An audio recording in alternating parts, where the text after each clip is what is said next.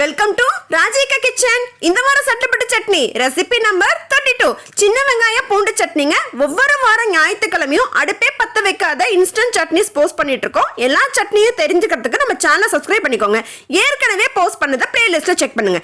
சின்ன வெங்காய பூண்டு சட்னி எப்படி செய்யறதுன்னு பார்த்துடலாமா? ஒரு கைப்பிடி அளவு சின்ன வெங்காயம் எடுத்துக்கோங்க. அதுல பாதி அளவு பூண்டு எடுத்துக்கோங்க. ஊற வச்ச புளி சிறிதளவு சேர்த்துக்கோங்க. உப்பு தேவையான அளவு, ஒரு சின்ன துண்டு அளவு வெல்லம். இது எல்லாத்தையும் ஒன்று சேர்த்து ஃபர்ஸ்ட் இதை முக்கால் பாகத்துக்கு இடிச்சிருங்க.